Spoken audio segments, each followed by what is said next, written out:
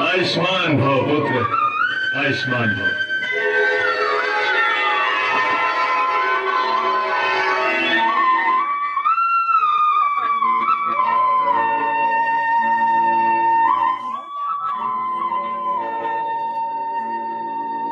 प्रणाम माताश्री।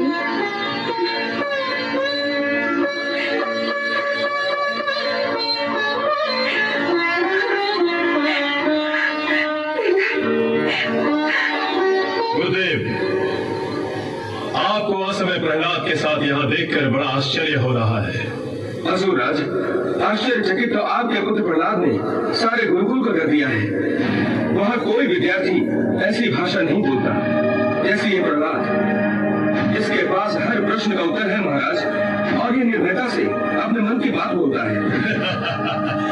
इसमें आश्चर्यता की क्या बात है? हिरण्यकश्यप का पुत्र निर्भयता से ही बोलेगा। हाँ पिताश्री, मैं भी आचार्य से यही कहता हूँ। मुझे पूज्य मधुचंद्र ऋषि ने यही सिखाया है, किसी से बात करो निर्भयता से करो, किसी से कहो निर्भयता से कहो। गुरुदेव, अपनी किसी बात से या अपने किसी कर्म से इसने आपकी अवहेलना तो नहीं की ना? असुरराज, मेरी नहीं, अवहेलना इसने आपकी की है।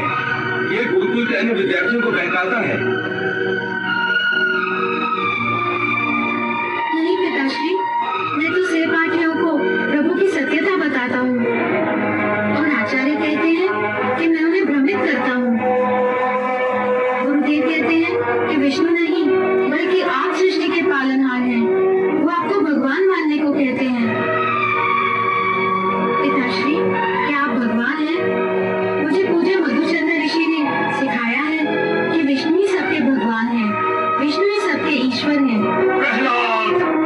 आपने असुरराज, दूसरे विद्यार्थी तो यहाँ तक कहते हैं कि प्रहलाद ने उन्हें पेड़ में विष्णु के दर्शन करा दिए। मैं असत्य नहीं कह रहा हूँ पिताश्री। विष्णु सर्वव्यापी है, आप भी उनके दर्शन कर सकते हैं। जहाँ चाहे वहाँ दर्शन कर सकते हैं। मेरे सम्मुख मेरे शत्रु की बुराई कर रहे हो तुम। नहीं पिताश्री, वो किसी की शत्रु नहीं, वो तो सबके रक्षक हैं, सबके पालनहार भी हैं। नहीं, वो मेरा पालनहार नहीं है, मेरा रक्षक नहीं है वो। मैं अपनी रक्षा आप कर सकता हूँ, मुझे किसी की रक्षा की आवश्यकता नहीं है। मैं अमर हूँ, अमर।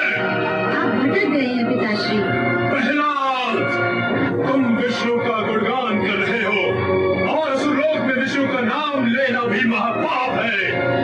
क्षमा मांगो।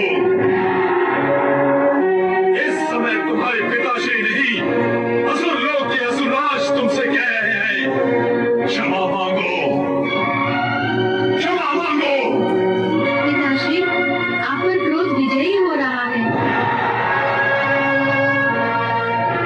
आप इसे विष्णु का जाप करके दूर भगाइए। कहिए ओम विष्णवे नमः। कहिए पिताश्री, ओम विष्णवे नमः, ओम विष्णवे नमः, ओम विष्णवे नमः, ओम विष्णवे नमः, ओम विष्णवे नमः। प्रहलाद! भ्राताश्री, ये क्या कर रहे हैं आप भ्राताश्री? आप एक बालक पर प्रहार कर रहे हैं। होलिका, तुम इसे नहीं जानती। मैं सब जानती हूँ भ्राताश्री, सब जानती हूँ।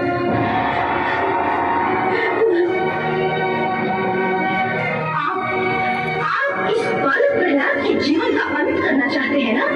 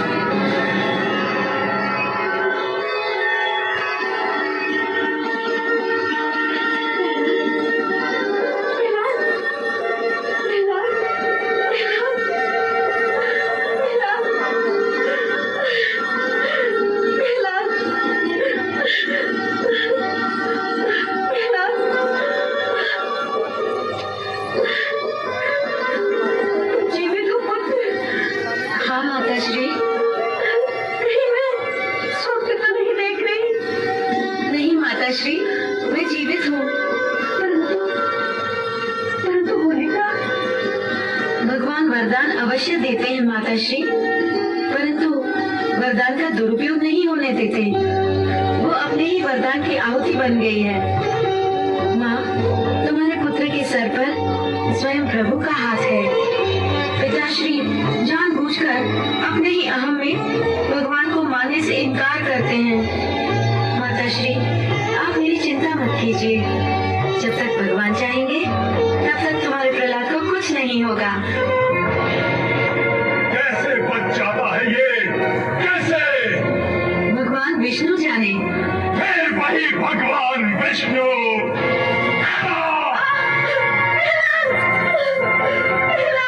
ये असुर कुल का नाश करने के लिए जन्मा है।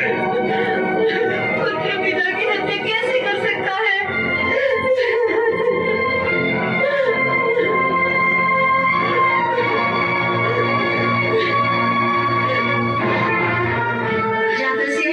मृत्यु जो जन्मा है उसका नाश तो होगा ही माताश्री। देख लिया, सुन लिया गया।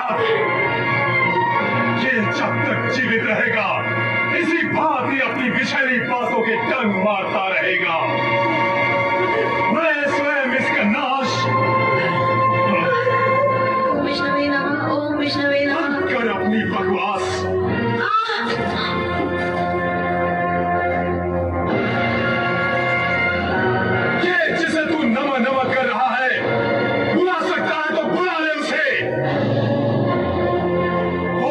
मरने से बचा सकता है तो आकर बचा ले।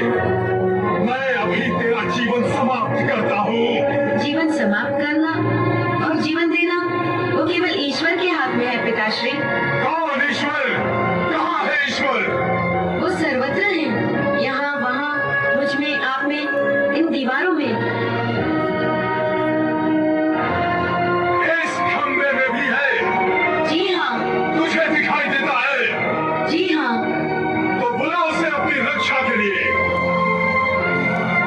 ओम विष्णवे नमः, ओम विष्णवे नमः, ओम विष्णवे नमः।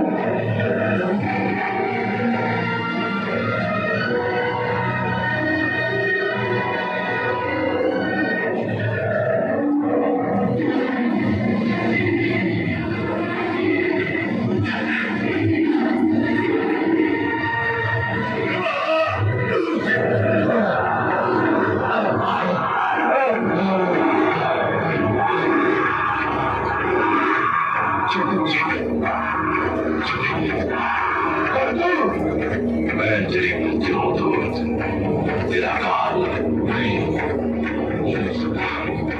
मैं नहीं मर सकता। मैं भगवान हिरण्यकशिपु मैं नहीं मर सकता। क्यों नहीं मर सकता दुष्ट? क्या तुमने किसी माता के गर्भ से जन्म नहीं लिया है? ब्रह्मा जी ने मुझे वरदान दिया है। क्या वरदान दिया है? ना मैं दिन में मर सकता हूँ रात्रि नहीं। तो देख दुष्ट, इस समय न दिन है न रात्रि, ये संध्या काल की बेला है।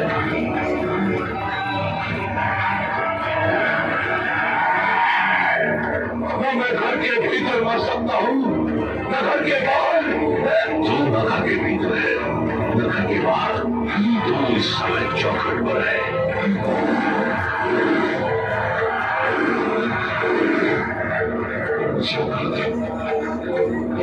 क्या मैं धरती पर मर सकता हूँ? आकाश में ब्रह्मा ने सत्य कहा था।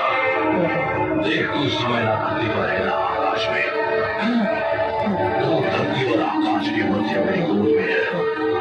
और क्या कहा था भाग्य विधाता ने? क्या मुझे पशु मार सकता है न मानव? मुझे ना कोई पशु मानेगा ना मानव। मैं आधा नर और आधा सिंह, मेरा नाम नरसिंह है। और क्या कहा था?